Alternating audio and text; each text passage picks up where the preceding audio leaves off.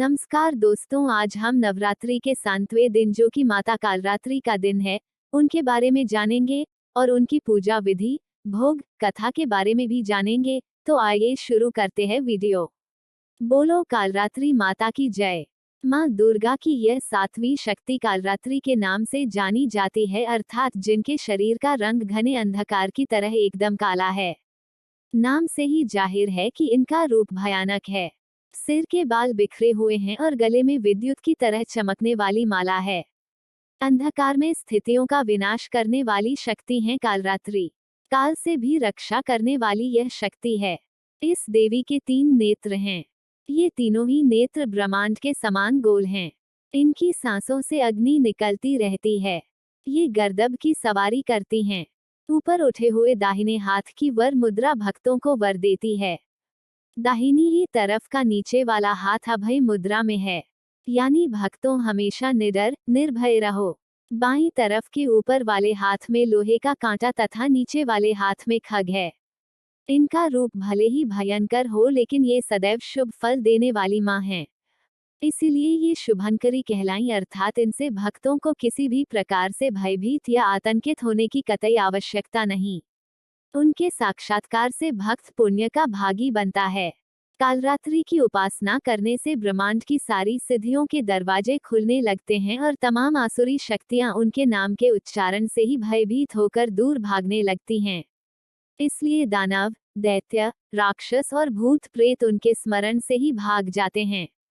ये ग्रह बाधाओं को भी दूर करती हैं और अग्नि, जल, जंतु, शत्रु और रात्रि भय दूर हो जाते हैं। इनकी कृपा से भक्त हर तरह के भय से मुक्त हो जाता है। कालरात्रि माता की पूजा विधि। माँ कालरात्रि की पूजा के लिए सुबह 4 से 6 बजे तक का समय उत्तम माना जाता है। इस दिन प्रातः जल्दी स्नानादि करके माँ की पूजा के लिए लाल रंग के कपड़े पहनने चाहिए। इसके बाद माँ के समक्ष दीपक प्रज्वलित करें। अब फल फूल मिष्ठान आदि से विधिपूर्वक माँ कालरात्रि का पूजन करें। पूजा के समय मंत्र जाप करना चाहिए। तत्पश्चात माँ कालरात्रि की आरती करनी चाहिए। इस दिन काली चालीसा, सिद्धकुंजिका स्तोत्र, अर्गला स्तोत्रम आदि चीजों का पाठ करना चाहिए। इसके अलावा सप्तमी की रात्रि में तिल के तेल या सरसों के तेल की अखंड ज्योति भी जलानी चाहिए।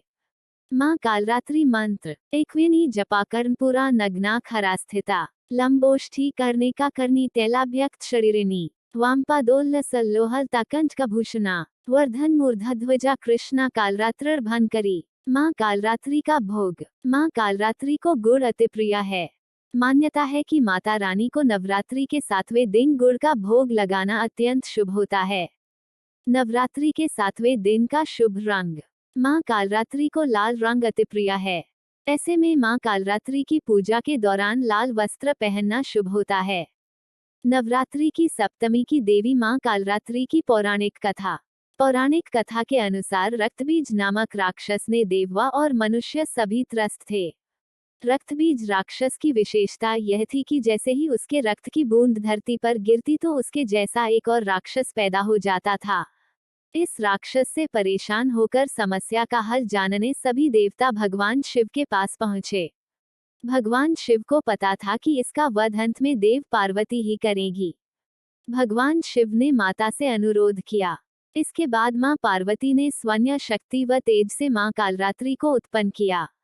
इसके बाद जब मां ने दैत्य रक्तबीज का अंत किया और उसके शरीर से निकलने वाले रक्त को मां कालरात्रि ने जमीन पर गिरने से पहले ही अपने मुख में भर लिया। इस रूप में मां पार्वती कालरात्रि कहलाई। बोलो मां कालरात्रि की जय।